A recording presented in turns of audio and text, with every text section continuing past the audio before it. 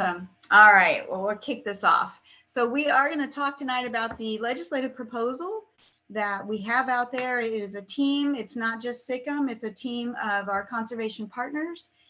And then afterwards, we are going to cover talking to legislators. Joe's going to give us some tips and things that he has done. And then we're just going to touch base on storytelling, which is kind of the next chapter that we'll do. We're actually going to have a follow-up meeting that will dive into a little bit deeper on storytelling. So let's jump in here and start talking about supporting conservation.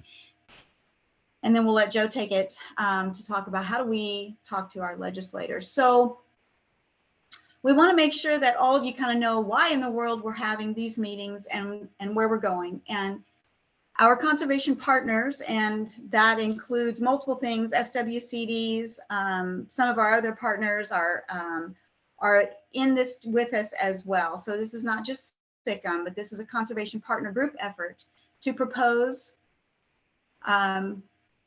funding for conservation, specifically for working lands. So these are the notes. We're going to share this with you via email. And as things progress, we may provide even more information. And this is the advocacy, or these are the proposal information that we need you to know so that you can then start to reach out to your legislators. So basically, this is asking for an increase in CWI funding. This is not just for SICM or the Indiana Invasives Initiative. This is a much bigger picture of conservation for working lands in Indiana. And we're asking for an increase of $8.6 million annually. And that's a big chunk. That's not small potatoes. But that increase in the CWI funding directly supports our working lands. So that's our soil water conservation districts, NRCS work, and as well as our invasive species work. So we're trying to do big picture thinking here. And this investment will benefit the farmers, landowners, outdoor enthusiasts, industry statewide.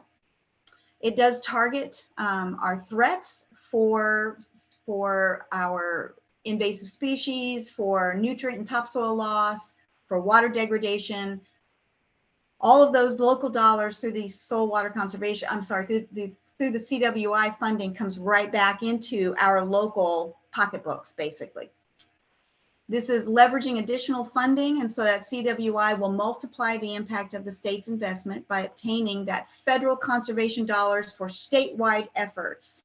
That includes our invasive species work through the Indiana Invasives Initiative. That includes conservation crop systems, the Conservation Reserve Enhancement Program, Urban Soil Health Program, and so on. So again, it's not just invasive species, it's conservation as a whole.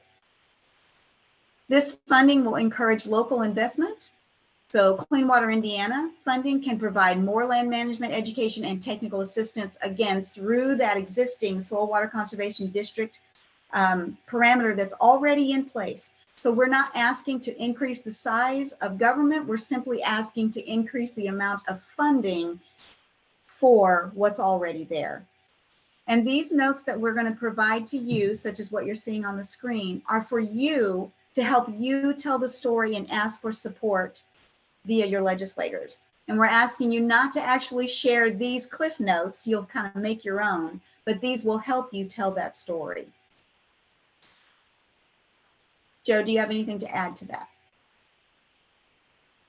I'll add kind of what I did earlier today, that Clean Water Indiana, the way it's set up is currently two items in the budget. One is dedicated funding that comes from that portion of cigarette tax, and it's just a small portion of the cigarette tax fund, which the cigarette tax fund is really only a small portion of all cigarette tax revenue. So it's not a large amount of the whole cigarette tax revenue. That's what we call a dedicated funding source, and that's a line in the budget. And then there's a line in the budget that's just a general fund appropriation. And what that means is that money just comes out of like the general pot of money that the state has to divvy up for programs and other initiatives and items in the budget. And so when we ask for this increase, we're asking legislators to add this to the general fund line item, because that's an opportunity where we don't have to have a bill or change a code or change the formula and the dedicated tax funding, they can just add money from that general pot of money to the line item. And that's really what we're asking them to do. That's more of like an administrative type of thing. And then the other thing that I mentioned earlier that's important is that Clean Water Indiana, compared to other funds, is a non-reverting fund. It's set up that way in statute. And so any money that goes into Clean Water Indiana stays there in Clean Water Indiana, and it has to be used for conservation. It can't be taken back to the general pot, where there are some funding sources that when the money is not used, it goes back to that general pot of money for the state to pull from. So that's all, the only thing I would add on that part. Okay. And we'll also have time at the end for questions.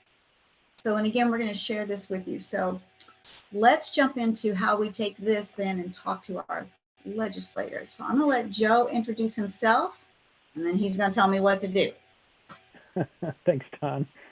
My name is Joe Schmees. I'm the executive director for the Indiana Association of Soil and Water Conservation Districts. We're a nonprofit that represents all 92 county soil and water conservation districts, which are a special unit of government at the local level. We do some representation of districts with agency partners and at the state and federal level, and particular initiatives and things, but we also do advocacy on behalf of districts and also conservation partners and conservation initiatives at the state house. And we actually do some advocacy at the federal level as well with our federal legislators. And so I think I should caveat that I've been in my position about 4.5 years. And prior, I'd worked for the Department of Environmental Management and Water Quality Programs and managed some of those programs. And in my 11-year experience there, I didn't do much advocacy. I worked a lot with agencies. And so I'm somewhat new to this actually in the last 4.5 years. I've learned a lot. We work with a contract lobbyist that has a lot of vast experience, and I've learned a lot from him and then others. And then also it's partially practice and continuing to talk with legislators and learn more about advocating. So that's the thing I'd like to say before I even get started. This is like an ongoing process. So even somebody like me that seems like they've got their stuff together, I make mistakes all the time. So, and I'm still learning. So keep that in mind as we move through here. So Don, go ahead and move to the first one. I like this slide. This gives us kind of a summary of several different things here, but the first one is starting out, like who are our legislators?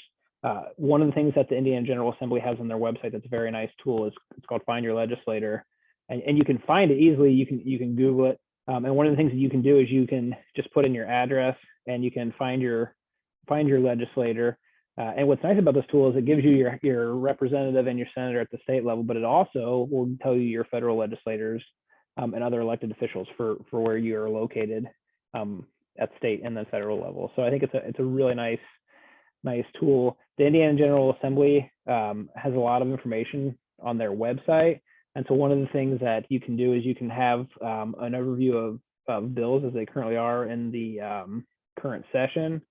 And so one of the things that you can do and follow along, and I don't think I mentioned this in the first session earlier today, one of the things that you can also do if they're having live committee meetings, and actually you can do this for when they're on the floor of the House or the Senate, you can watch live or recorded the proceedings. And that's something that the General Assembly's had for some time. But so you see like your list of bills here. One of the things you can do is you can search by keyword. If you know a specific bill, usually we refer to them by numbers. House Bill 101, and usually the ones that are 101 and like Senate Bill 1 are the ones that are the first numbered ones are typically the most important issues at the time. And so actually, I'll talk about the legislative session here in a moment, but like House Bill 101 will always be the budget bill when it's a budget session. And that's partially because it originates in the House, and that's also the most important issue of that session because it's the budget. So when you open a bill and you get information, you have these options on the side at the General Assembly's page. And so the latest version will show you the most recent version of a bill, and as it changes, if there are amendments, that the latest version is always the most current version. The other thing that has on information is the fiscal note. And the fiscal note is actually really interesting because if you have a bill that's really long, 15, 30 pages, the fiscal note talks about the fiscal impact of the bill.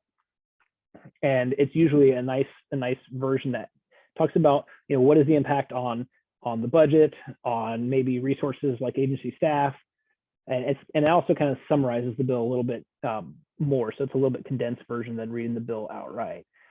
That doesn't substitute, and I'll say this, that doesn't substitute for reading the bill if you have the time, because there are little things that can be caveats in bills that can change things in that bill, but then also in other things, but we won't get into that and some of the nuances with what things can be done in a bill.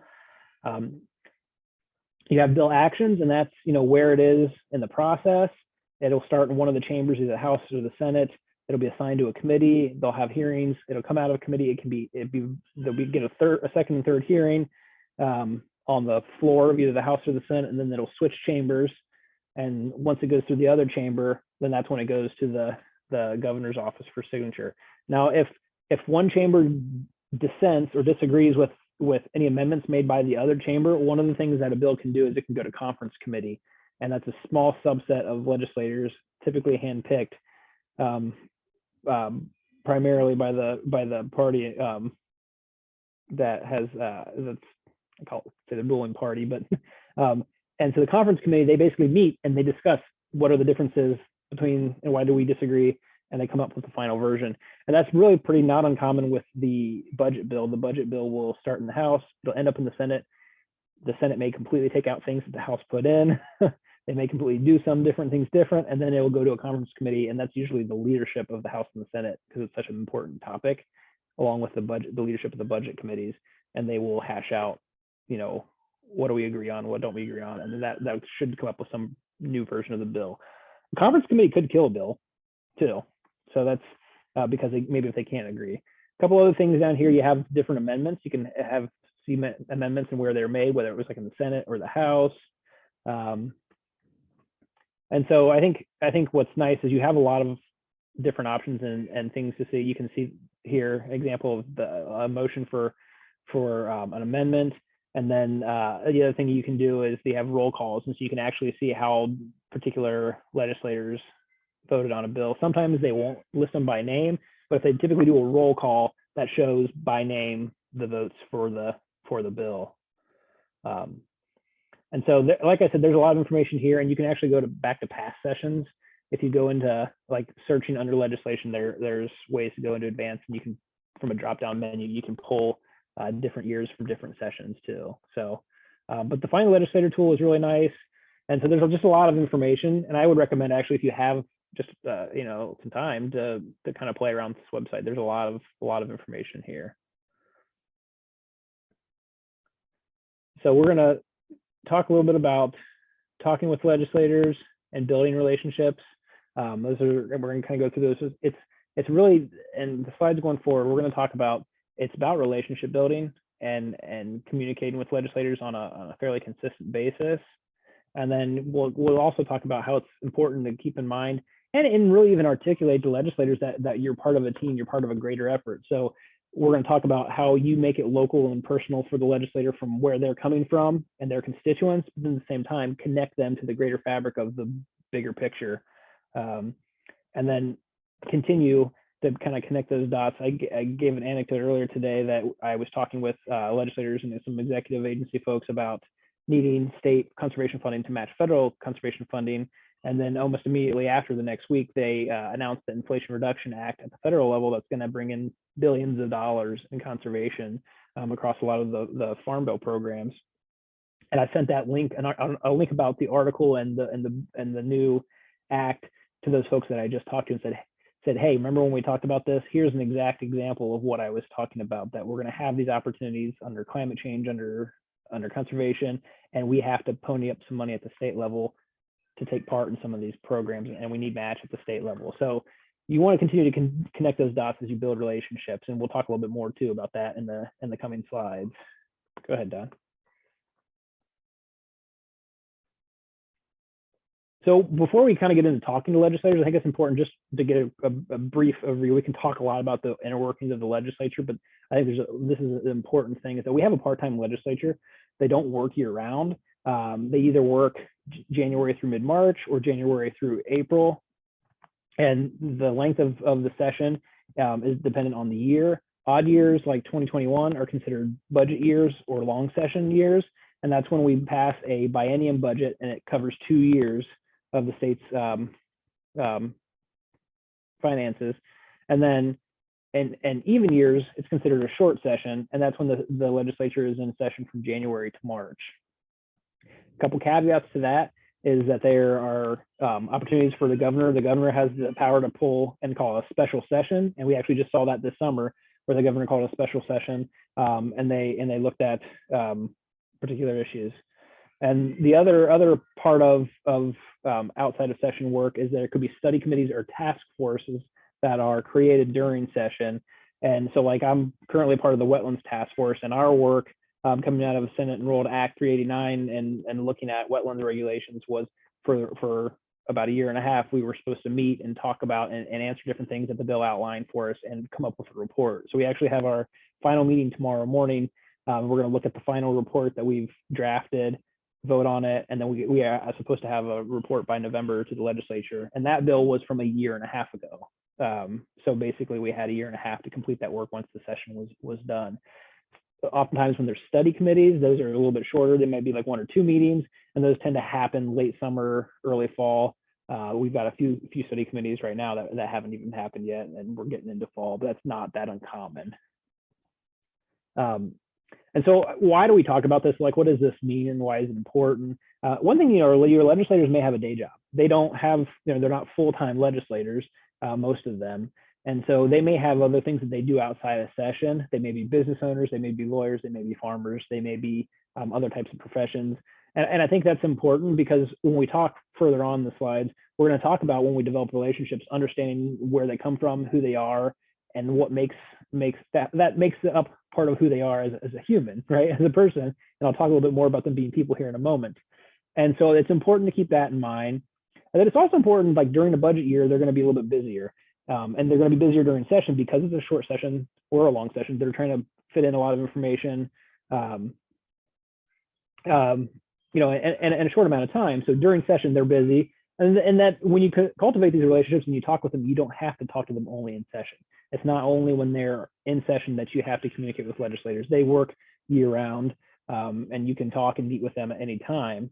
And so I think that's part of understanding that aspect of developing the relationship, but also, understand that they're going to be busy, especially in an odd year. And we're coming up in 2023 in an odd year. And that's kind of what we're talking to you about today is a budget session. And they're going to be looking at the 2-year budget cycle for the state, as well as any other bills or code changes or things like that they may want to take up. So go ahead and next slide.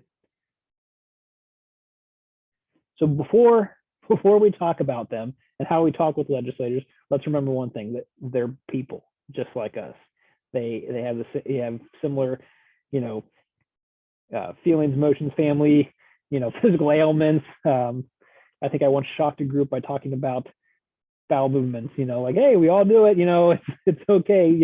These are just people. And I think that's important for us to remember. I like this picture, Representative Thompson, retired science teacher. And so when I talk to somebody like that understands maybe the science of things, I can talk about soil health and talk about ecology and microbiology and those are things that he understands. If I talk to another legislator that's like like a pharmacist, he may get that, but he may not have much of an interest in it. And I gave the anecdote. I talked to a legislator recently. My wife works in the pharmaceutical industry, and he's a pharmacist and works on some of the health commissions. And so I talked with him about my wife's work and what she did, and we had a great conversation. And then it was also in the context of we talked about conservation and some other things too. But I think it's just important to remember that they have their own interests and their people, and so as you develop a relationship, it's okay to talk about personal things too. But when you have limited time and you are working on an issue, make sure you stay the course. And we'll talk about that here in just a minute. Please go ahead and next slide. So having effective communication with your legislator, there's lots of different things to keep in mind. One is keeping it local. I know, and I'm going to pull you in 2 different directions here. I'm going to talk about why it's important to keep the information and the focus local, but then also kind of tying them, like I said earlier, to that fabric of the bigger picture. But keep it local. We'll talk about the work that you're doing and the importance of it, but why it matters to them and their constituents in their district. What is it doing for you back at home? How is it making things better? So I think that, and then the next point here, keeping it personal, are very closely interrelated. If you can make it personal for yourself. So like if you're a landowner and you're saying, say these are the types of things that I'm seeing on my property, And actually, we had a great question earlier today about, as a staff person, should I go in with like one of my board members? And my answer was absolutely have them go with you, because it gives you two different things. It's like, I like to say that legislators listen to me and listen to me blab on, but I'm the hired person. I'm the staff person. My board members and our local board members, and they're the landowners that are actually implementing some of these things on their land, or seeing the effects of these things on their land. And so I tell them, make it personal. Talk about your story, like, and talk about what's going on with you and how you've used it, and then how you've taken that and helped other people. So making it personal is also important. And we'll talk about the balance between making it personal, but then also sticking to your story and what you want to communicate. Keep it concise. And this is particularly in informal instances when you have limited time. I said, like, during session, they're very busy. You may only have a handful of minutes. My favorite thing is when I made Zoom calls during the pandemic with federal legislators. I mean, they'd send me an appointment. It's like 15 minutes. That's all you get. You can spend 5 minutes, half the time, introducing all the people that are on the call. So you have to keep in mind that you want to be professional and keep it concise, because you want to relay your message to them. And we'll talk about that a little bit later here, and some tips on that. If you can meet in person, I know this, and I put these slides together before COVID, but if you have the opportunity to meet in person, whether it's at the state house or back home in their own district, there are opportunities, and meeting them in person could be something as formal as making an appointment, but also going to an event or being in the same space as them and introducing yourself and having a conversation. The other thing here is call them, and I think this one definitely comes into play when there are important issues that are pressing. So like when we're in session and they're voting on a bill, you can call, and you may talk to a staff person, but call and say, hey, I'm so-and-so, and I'm from the senator's district, and I have concerns about this bill because of X, Y, and Z, and that will register with them. And I've heard many times that if a legislator hears from like 4 or 5 people in their district about a bill, they're suddenly paying attention. They're saying, hey, there's enough people that this has got enough interest that I at least take a closer look. What that closer look looks like, is, that's to be determined. But, when you have that open line of communication, it shows that this is something that's important to them, that they should take their time in considering. And then put it in writing. One of the things that when you try to cultivate a relationship and invite them to things, you can write letters, you can send formal things, but then also, if you meet with a legislator or you happen to have a conversation with them, send them a card and say, thanks for meeting with us, and we appreciate your support, or I'd love to talk with you again, in the near future about this. Well, just a personal note, and that can make quite a bit of difference, especially you hear that a lot anymore, that people don't tend to send personal notes as much as they used to. And then invite them to visit you. That's the best way to follow up, to say, hey, we've got this great event coming up, like at the end of the year, where we, do a couple of things and we recognize people that are doing great work. We'd love for you to come. We serve snacks, or we serve a dinner, or, whatever it might be. Our districts have annual meetings where they kind of do annual summaries and things like that. And I recommend to them, hey, invite your local county and council, county commissioners, but also don't forget your state legislators, federal legislators, or their federal legislative staff, because it gives you an opportunity to kind of say, this is what we're doing. And so invite them, and that can be a good way to follow up with them. Go ahead, next slide, please. So kind of continuing this line with effective communication, there are some advantages to making an appointment. And I think that's when that you have a set of time, and you are, and usually when you make an appointment, they'll ask, what is this pertaining, and that's usually when you're talking with a staff person. But it's good because it allows them to kind of be ready and prepared for what you're going to talk to them about. But that also, I guess the flip side for us is to make sure that we're ready to talk to them about it, because that means that they're prepared to talk with you. But making an appointment does make it a little bit more formal, but also kind of recognizes that this is something that's important to me, and I want to sit down and actually talk with you about it, whether that's with a group. And here we have a group. This is Park and Vermilion County districts meeting with one of their legislators and talking. And embrace an opportunity to meet with the staffer. This tends to happen more often with federal legislators, but even with state and local policymakers, you oftentimes are dealing with staff. So like when you call the state house and you're calling about an issue or to make an appointment, I've never known a legislator to answer the phone. So you're going to get a staff person, and it's okay. When you talk with them cordially and say, what was your name again, and get their name, because the next time you call, or if you call again, you're probably going to talk to that same person. And I'll talk a little bit more about follow up later, but if you know their name, you can say, hey, John, we talked last week and I'm trying to reach out to Senator so-and-so about this topic. If, I was still wondering if he's available sometime this month, or, it's good because the staffers and how you treat them, they are the gateway to a lot of times the legislator. And even legislators that are senior legislators that come to committees and meetings and things, a lot of times they bring their staffer with them because they're helping them kind of coordinate their work. I think it's important to make sure that you explain who you are. I think we have a tendency to think that people understand, how we are part of an initiative or part of a group. And so I think it's important to say who you are, what's your involvement, and how you got involved with whoever you're representing, whether that's your CISMA, for us a district, or a partnership, or and even talk about who your partners are, and do it simply. You don't want to give them your full resume, but that's important to kind of simply explain who you are and how that makes you their constituent too.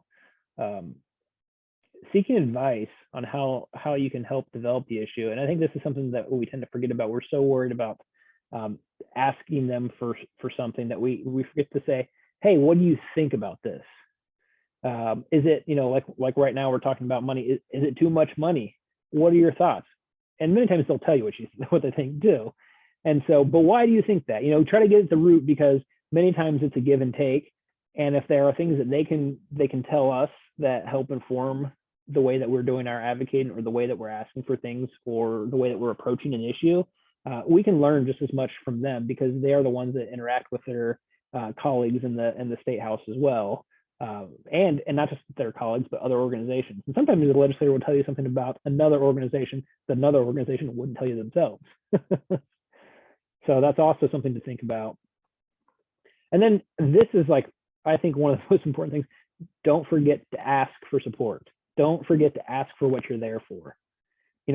I think I said it earlier, you can tell them all about why invasive species are important, but if you don't say, hey, we want more funding, we want more support from agencies, whatever it is, the moment you walk out, they're going to say, oh, I learned a lot about invasive species today, but I'm not really sure what I'm supposed to do with that.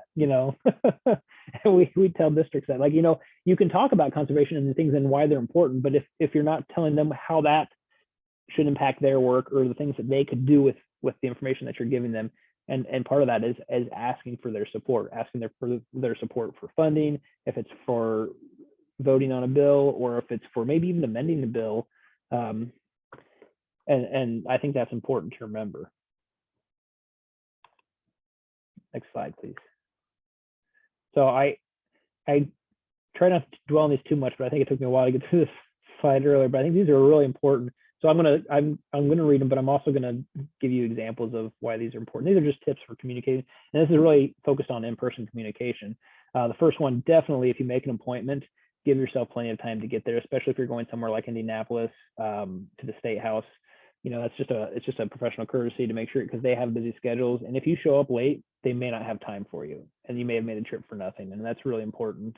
And I know that there are things that are out of our control, but that's just something you have to make, and going somewhere like the state house, you have to park downtown Indy, you have to get through security. That sounds stressful, but if you give yourself enough time, it's doable, but just make sure that you're on time.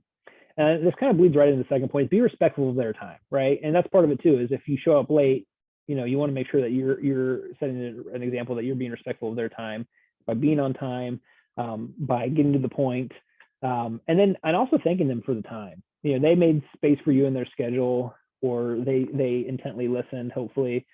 Make sure you thank them for that time, because they get a lot of requests, and if they're making time for you, that's good. And if you're within a group, make sure you introduce everybody and kind of what their connection is to the district. That they farm, or they own land, or they're part of organizations back home in the district. Again, I mentioned this earlier, don't give your whole resume, but a few points of how they're connected to the legislator's district.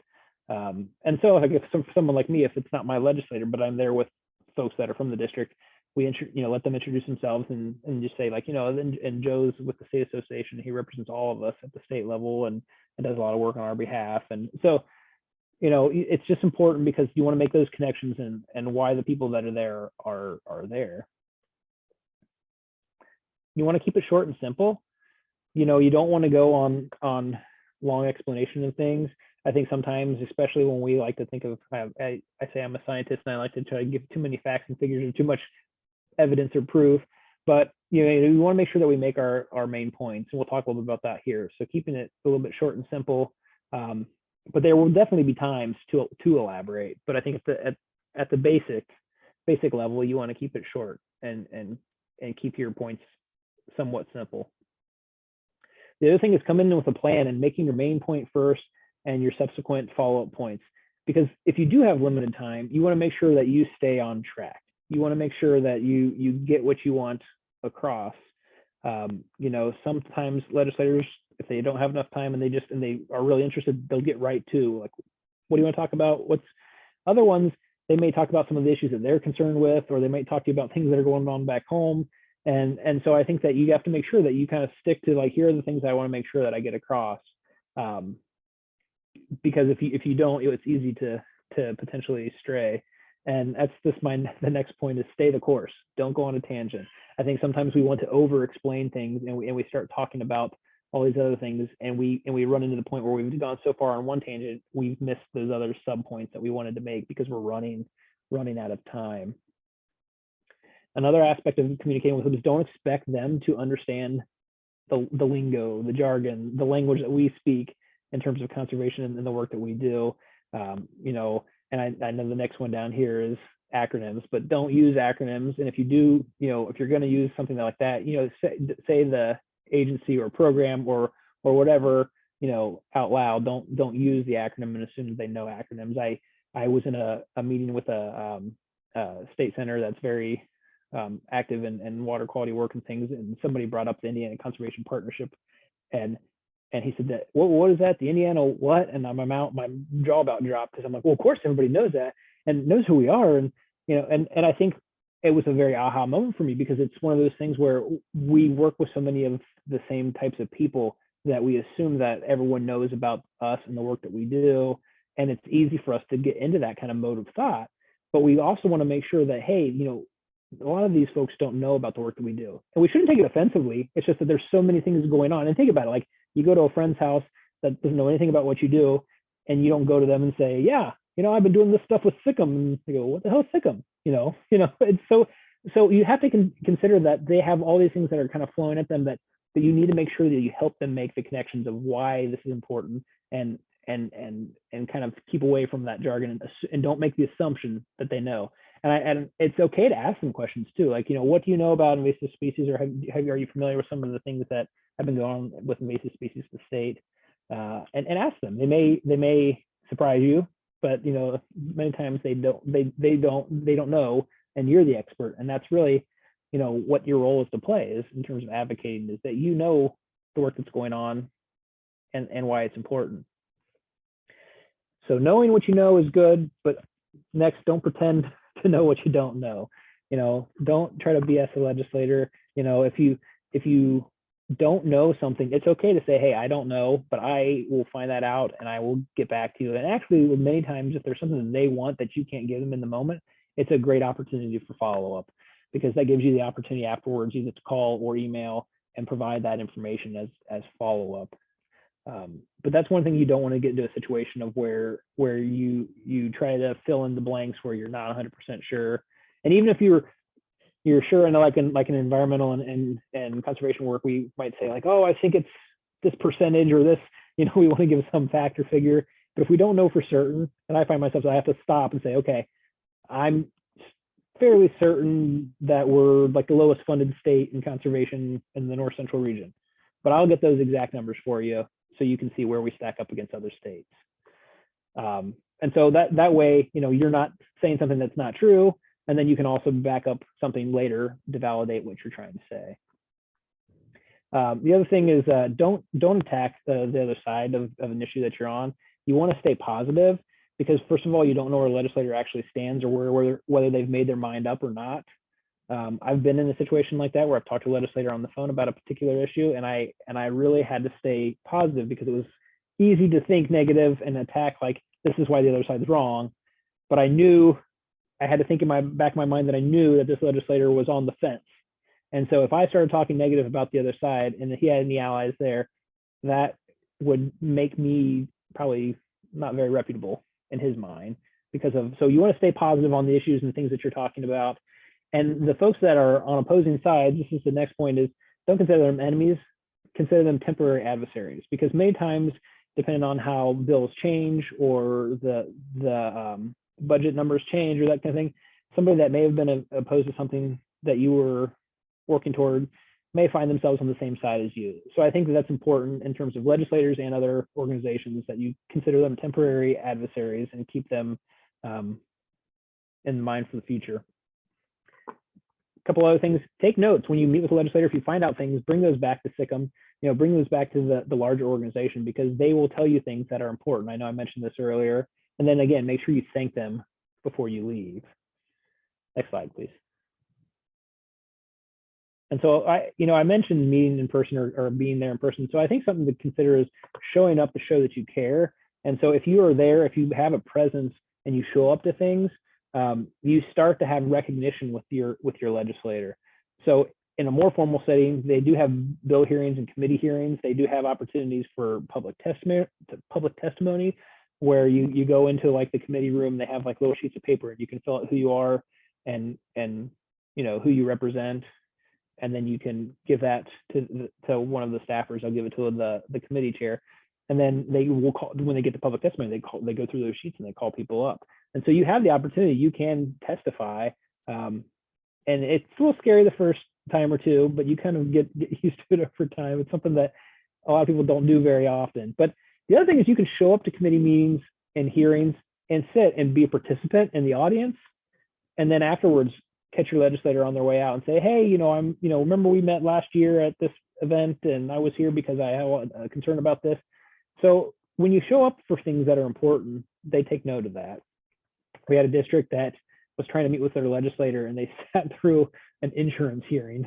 It was actually my folks from Knox County, and they were waiting on a senator. And he knew who they were, and he noticed that they were sitting through the insurance hearing. He's like, well, they really must want to talk to me, because he knew that they were conservation folks. So a couple other things you can do is you can make individual appointments. And I mentioned making it a formal individual appointment. The other thing you can do is you can meet with them back home outside at a coffee shop, if, on your property, maybe even. It just depends on how the legislator feels comfortable. But, I think that's something that if you make an individual appointment, you can meet one-on-one and talk with them about the issues that you're concerned about. And that's part of developing that relationship over time.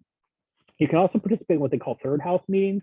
And that's, outside the two chambers back home. And a lot of times, legislators will set up public meetings where they just invite constituents to come in and like, what are the things that are going on that you're concerned about? And maybe you don't even talk out loud at that meeting. Maybe you just kind of listen to everybody and then at the end introduce yourself. But that's another opportunity to have kind of face time with the legislator, and then follow up with individual legislators and like have that follow up. And when making appointments and things, it's okay to call if you haven't heard back. To call after a few days, call after a week. And depending on how pressing the issue is, you may call every day, but it's okay to follow up with your legislators and find reasons to follow up with them. Next slide, please. And this is developing a relationship. I mentioned the FaceTime, but making your presence known whenever possible. If you're at a local event and they're there, go out of your way to come across their path and introduce yourself again. You also want to talk to other possible partners, organizations, individuals, folks that are there at the same time. I think that's another thing too, is you develop these relationships. Legislators also have relationships with other organizations, and take note of what organizations and other groups that the legislator has a relationship with. And so many times you can find yourself at an event for another organization, but still have time with the legislator. That happens a lot of times with conservation organizations. Well, they'll have something, and we have legislative breakfast, and we invite our conservation partners to come to the legislative breakfast, and they may have FaceTime with the legislator at our breakfast, So the other thing, remind the legislator who you are every time. I gave this example before. I have talked to a legislator, a representative recently, 4 separate times over the last 2 or 3 months. And by about the 4th time, he finally remembered me without really me having to remind him, like, hey, remember I saw you at this field event, and then I saw you at this conference. And so it's okay to remind them who you are every time. And if you can find some memorable piece, one thing my legislators changed, it's actually the Speaker of the House. He used to live in my neighborhood right before my wife and I moved into our neighborhood. And so one piece that I can use to say, hey, remember me? I'm the guy that lives in your old neighborhood, And so I think that there's things that you can use, and when you've had meetings with them, to remind them, but don't be afraid to remind them who you are. They are going to have trouble, but they see so many people. Make sure you thank them for the work, any support that they've given you in the past, or anything that they support that you're thankful for. And then always be professional and curious, and finally, like, that practice makes perfect. And really, it's never perfect. There are many times I talk to legislators and I say, wow, man, I should have said this, or I should have done this. And that's okay. But the more that you get used to talking about the things that are important in terms of your work, the easier it is to talk. And talking with elected officials, it becomes easier because they are just people.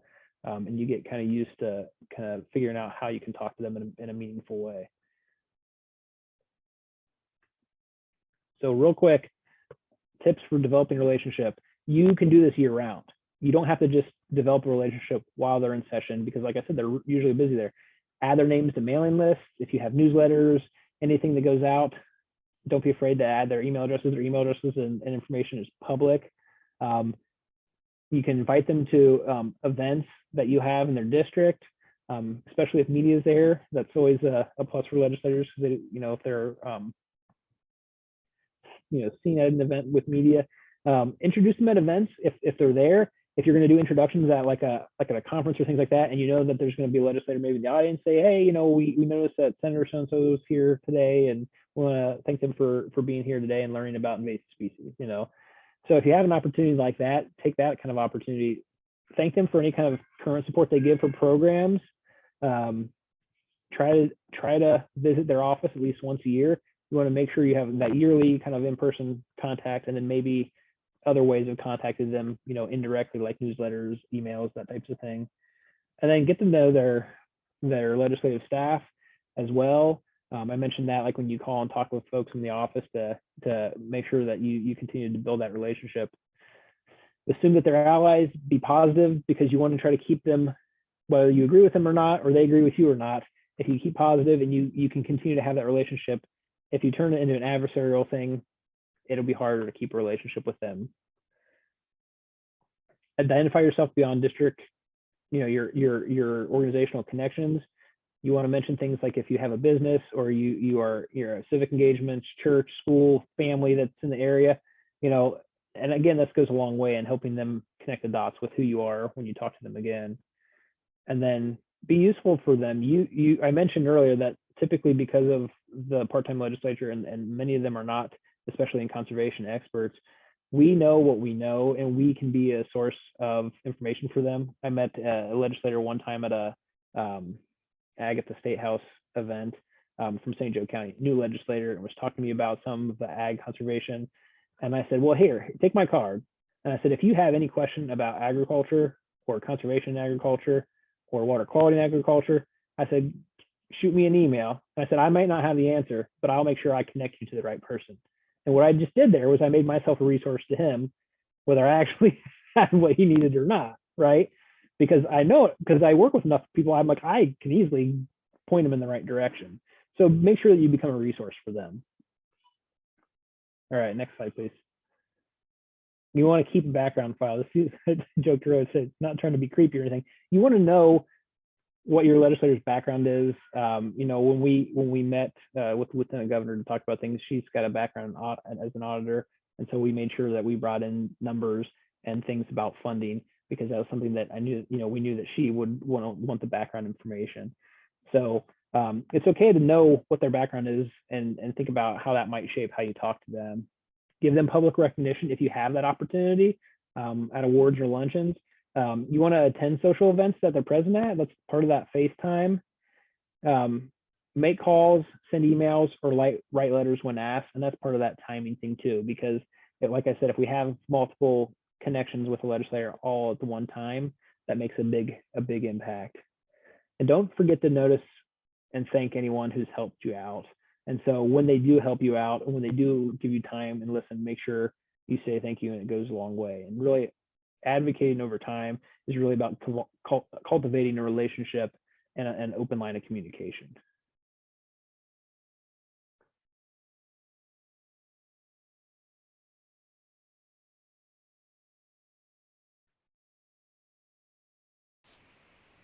All right. Thank you, Joe. If everybody can, if you would, we'd like for you to come off mute. Maybe turn your camera on real quick. We're going to kind of wrap up. And Joe's talked a lot about how to talk to your legislator, how to communicate with him, and starting to develop that relationship, which is going to take time. We also are going to start talking about your story, developing your story, because as Joe mentioned multiple times, it's really important. Your legislators are there to serve us. They represent us. They need to know your story. They need to know how they can help you and how they can support our efforts. So we're going to talk about your story the next time that we get together. We're going to have another meeting on October the 5th. And in between now and October the 5th, we're going to send you some templates and a little bit of homework.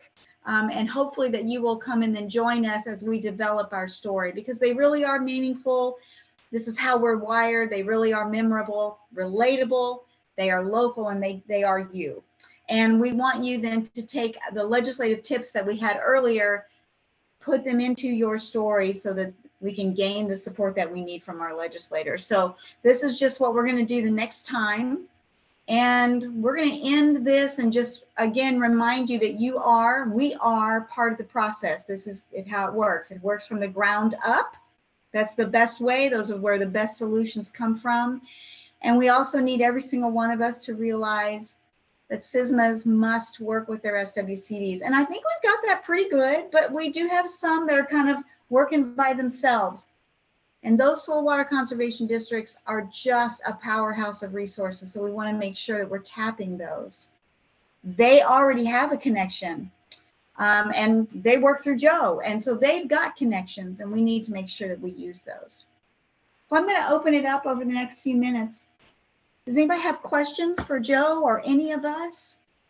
The legislative proposal? I'm going to stop sharing.